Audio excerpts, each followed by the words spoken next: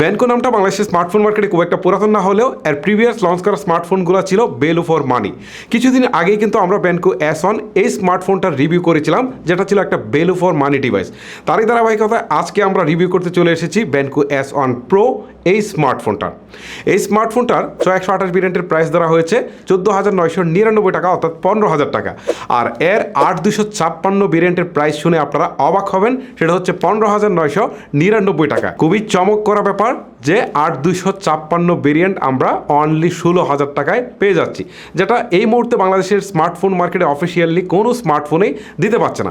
যেটাতে কিন্তু storage type থাকছে UFS 2.2, এটা কিন্তু আরও একটা ইন্টারেস্টিং ব্যাপার।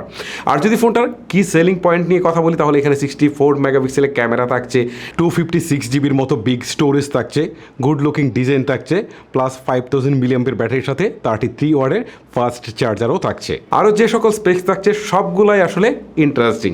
তবে চলুন আসলে রিয়েল লাইফে এই ব্যানকো S1 Pro কেমন পারফর্ম করেছে সেটাই দেখে আসি। এক নজরে দেখে নেই যে ফোনটির বক্স কন্টেন্টে কী প্রোভাইড করা হচ্ছে। বক্সটিকে ওপেন করলেই আমরা দেখতে পাচ্ছি একটি 33 ওয়াটের fast charger, USB Type-C cable, earphone, transparent back cover, user manual and SIM ejector. Design দিয়ে শুরু করা যাক ব্যানকো S1 Pro এর আজকের রিভিউ। ফোনটির ডিজাইন এক কথায় অসাধারণ। ফোনটিকে হাতে নিয়ে প্রিমিয়াম একটা ফিল পাওয়া যায়, যা সাধারণত এই বাজেটের ফোনে খুব একটা পাওয়া যায় না। ফোনটির ক্যামেরা হাউজিংও যথেষ্ট মিনিমাল রাখার চেষ্টা করেছে ব্যানকো। রিয়ার পার্টে ম্যাট ফিনিশ থাকায় একেবারেই আঙ্গুলের চাপ পড়ে না। উপরের দিকে সেকেন্ডারি নয়েজ ক্যান্সেলেশন প্রত্যাশিত হলেও সেটা দেওয়া হয়নি। ডান পাশে ভলিউম রকারের নিচে থাকছে পাওয়ার বাটন, যেখানে ইমপ্লিমেন্টেশন করা হয়েছে ফিজিক্যাল ফিঙ্গারপ্রিন্ট স্ক্যানার। এটি ছিল যথেষ্ট ফাস্ট অ্যান্ড একুরেট। বাম পাশে থাকছে সিম কার্ড স্লট, যা দিয়ে আপনি দুটি সিম কার্ডের পরেও একটি মাইক্রো SD কার্ড ব্যবহার করতে পারবেন। আর নিচের দিকে থাকছে 3.5mm headphone Jack, primary microphone, USB Type-C port and speaker grill. এতে সিঙ্গেল স্পিকার প্রোভাইড করা হচ্ছে। আর স্পিকারের কোয়ালিটি খুব একটা লাউড মনে হয়নি আমার কাছে মনে হয়েছে এই জায়গাটায় আরেকটু ইমপ্রুভমেন্ট করা যেত। ফোনটির ফ্রন্ট পার্টে থাকছে 5 হোলযুক্ত একটা ডিসপ্লে, তবে 5 হোলের সাইজটুকু একটু বেশি বড় মনে হয়েছে। আর 5 হোলের চারপাশে খেয়াল করলে একটু শেডো দেখতে পাওয়া যায়, তবে সিন এবং সাইড বেজেল বাজেট অনুযায়ী ঠিকঠাকই রয়েছে। যদি ফোনটির ওয়াইড ডিস্ট্রিবিউশন নিয়ে কথা বলি, তাহলে বলবো যে ফোনটি যথেষ্ট বড়, বাট প্রপার ওয়াইড ডিস্ট্রিবিউশনের কারণে ফোনটাকে হাতে নিয়ে আপনি মোটেও বাল্কি ফিল করবেন না। 6.8 ইঞ্চির ডিসপ্লে থাকায় ফোনটি কিছুটা বড়। বিগ ডিসপ্লেতে content watching, gaming plus online ক্লাসের ক্ষেত্রে আপনাকে এক্সট্রা কিছু বেনিফিট দেবে। তবে যারা ছোট সাইজের ফোন পছন্দ করেন, এটি তাদেরকে কিছুটা হলে হতাশ করবে।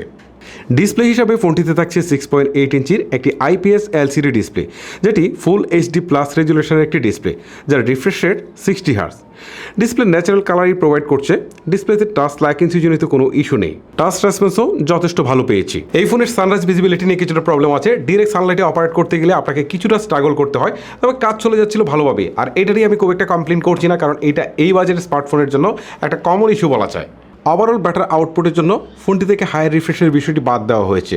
আমার মতে এটা ঠিকই আছে। চিপসের হিসাবে ফোনটিতে থাকছে UNISO T616, আর GPU হিসাবে এতে থাকছে Mali G57।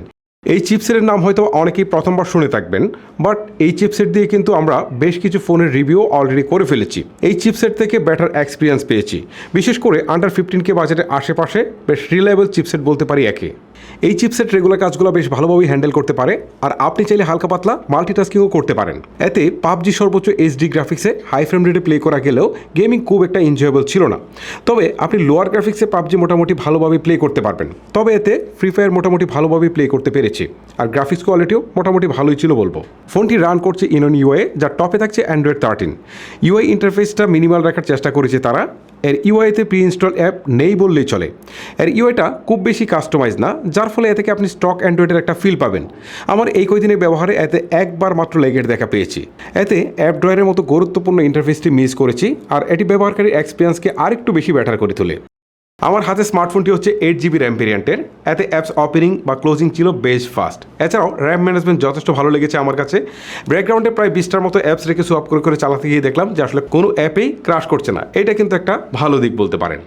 সাধারণত আন্ডার 15K বাজারের নিচে স্মার্টফোনগুলোতে স্টোরেজ টাইপ দেওয়া হয়ে থাকে eMMC 5.1, যেখানে এই স্মার্টফোনে তারা দিয়েছে UFS 2.2। সো বুঝতেই পারছেন eMMC 5.1 থেকে UFS 2.2 প্রায় 200% ফাস্টার, যে কারণে ডাটা রিড এবং রাইট স্পিড পাবেন সুপার ফাস্ট।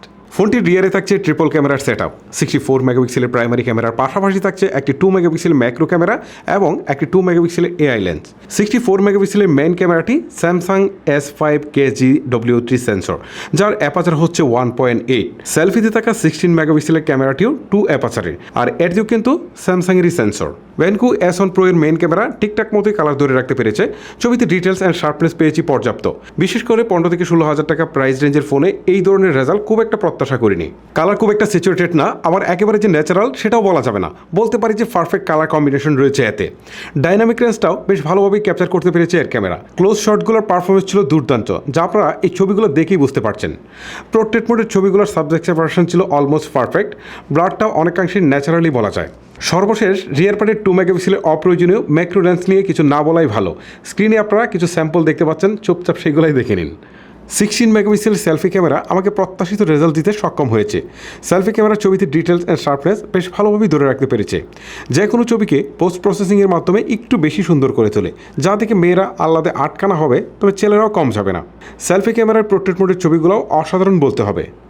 ফোনটির রিয়ার ক্যামেরায় সর্বোচ্চ 1080p ভিডিও শ্যুট করা যায়। ফুটেজের কোয়ালিটি ঠিকঠাক থাকলেও কোনো প্রকার স্টেবিলাইজেশন ছিল না। লো লাইট ফটোগ্রাফিতে এর ক্যামেরা একদমই অ্যাভারেজ পারফর্ম করেছে। ছবিতে ডিটেলস অ্যান্ড শার্পনেস খুব একটা দেখতে পাবেন না। নাইট মোড অন করে ছবি তুলতে গিয়ে খেয়াল করলাম যে ছবিকে একটু বেশি আলোকিত করতে গিয়ে নয়েজ অ্যান্ড গ্রিনে ভরিয়ে তুলছিল ছবির চারপাশ। ফোনটির আদার্স ফিচারের মধ্যে যেসব বিষয় থাকে, যেমন call quality, network connectivity, download upload speed, সব কিছুই আমি খুব কেয়ারফুলি টেস্ট করেছি। এক্স্যাক্টলি কোথাও আমি কোনো প্রবলেম খুঁজে পাইনি। এই ফোনের আরেকটা ইম্পর্টেন্ট পার্ট হচ্ছে স্টোরেজ, কারণ 16,000 টাকা প্রাইস রেঞ্জের মধ্যে আমরা 8GB র্যাম এবং 256GB স্টোরেজ পাচ্ছি, যেটা কিন্তু এই বাজেটের মধ্যে আমরা কখনো চিন্তাও করিনি, বাট ব্যান্ডকে কিন্তু সেটা করে দেখিয়ে দিয়েছে। ফোনটির পাওয়ার সেকশনে দেওয়া হয়েছে 5000 mAh ব্যাটারি, যার সাথে থাকছে একটি 33 ওয়াটের ফাস্ট চার্জার। পার্সোনালি এই জিনিসটা আমার কাছে একটু বেশি ভালো লেগেছে এবং আমাকে সারপ্রাইজও করেছে যে এই আমরা 15,000 টাকার কোনো একটা স্মার্টফোনে আসলে 33 ওয়াটের ফাস্ট চার্জার পাচ্ছি। থ্যাঙ্কস ব্যানকো। ফোনটির ব্যাটারি ব্যাকআপ নিয়ে আমাকে খুব একটা টেনশন করতে হয়নি। নর্মাল ইউজে প্রায় আমি 1.5 দিনের কাছাকাছি ব্যাটারি ব্যাকআপ পেয়েছি, আর হেভি ইউজ করে অলমোস্ট 1 দিনের মতোই ব্যাটারি ব্যাকআপ পেয়েছি। বলতে বলতে কিন্তু ফোনটির সব সেকশন নিয়ে কথাবার্তা বলা হয়ে গেছে। আর ফোনটির এত বেশি ভালো বলেছি সেটা নিয়ে হয়তো অনেকেই সন্দেহ প্রকাশ করবেন, বাট ফোনটির যে স্পেক্স বা যে বাজেট আর সেই অনুযায়ী যে রিয়েল লাইফ পারফরমেন্স পেয়েছি, সো সেই হিসাবে আমার এখানে আসলে তেমন কিছু বলার ছিল না। যেটা রিয়েল ছিল সেটাই হয়তো আপনাদের সামনে তুলে ধরার চেষ্টা করেছি। তারপরেও যেসব বিষয় উইক ছিল সেইগুলোও কিন্তু আপনাদের সামনে তুলে ধরেছি। আবারও যদি ফোনটির ডিজাইন, ক্যামেরা বা হচ্ছে যদি চিপসেট বা হচ্ছে ফাস্ট চার্জার সব মিলে যদি আমি বলি, খুবই চমৎকার একটা ডিল। স্পেশালি এখানে 256GB যে স্টোরেজ দেওয়া হয়েছে সেটা সহ খুবই চমৎকার একটা ডিল, এক কথায় বলতে পারি। সো 15,000 বা 16,000 টাকা প্রাইস রেঞ্জের মধ্যে অফিসিয়াল ডিভাইসগুলোর মধ্যে এটাকে অনেক বেশি এগিয়ে রাখবো, সেটা নিঃসন্দেহেই বলতে পারি। তারপর ডিসিশন একান্তই আপনার, ফোনটিকে কিনবেন নাকি কিনবেন না, বা ফোনটি সম্পর্কে আপনার কী অভিমত সেটাও আমাকে চাইলে নিচে কমেন্ট করে জানিয়ে দিতে পারেন। আজকের মতো আমি হিমেল এখানে বিদায় নিচ্ছি। সবাই ভালো থাকবেন, সুস্থ থাকবেন। আল্লাহ হাফেজ।